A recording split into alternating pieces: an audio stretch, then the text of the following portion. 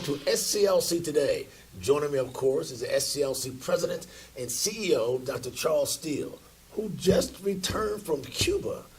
Was that a pleasure trip or a business trip? It was religious. You have to go there based on educational, religious, and a couple more categories. But Maynard, it was very interesting. An experience, huh? Very, very rich in experience in terms of what I knew traditionally about the history of Cuba, and particularly the last 60 years of none other than Fidel Castro. Is very interesting. But, you know, like I tell people, man, you can read all you want to, but it's nothing like going and getting on the ground with the real people. You've traveled the world. How did Cuba compare to many other places you've been? Cuba has to be related to Berlin to me in terms of history. See what happened in Berlin in 1964, which you know, man, I talk about a lot in my speeches.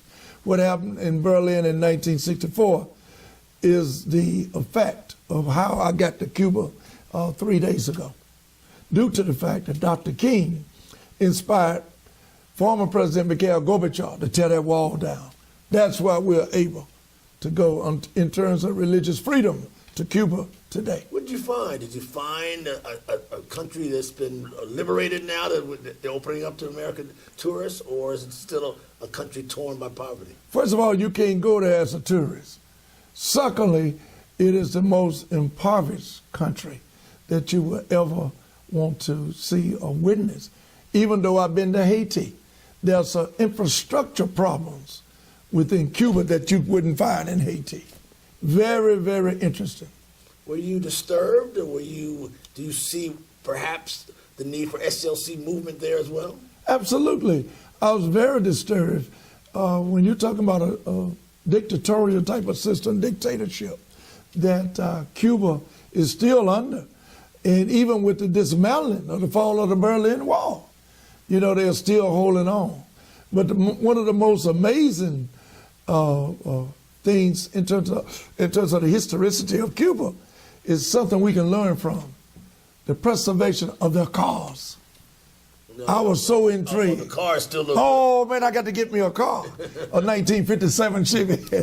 You also mentioned, though, that there is a need for black business to go there, and you might be the gateway, or SCLC might be. Well, I don't want to oversell. There is an opportunity, and we were told there is an opportunity. And what's so discouraging is that there's no African Americans, people of color, black folks, that's really on the list or trying to get on the list to do business with Cuba. But we'll talk about that further. But they can call you if they want the opportunity. Of course they can. Or they can get in touch with you, Mr. Eaton. Call SCLC office, and we can get them more information.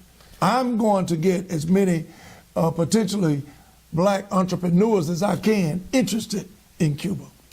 You heard it here. SCLC Today. I'm Maynard Eaton. You just heard from Dr. Charles Steele. See you again next week.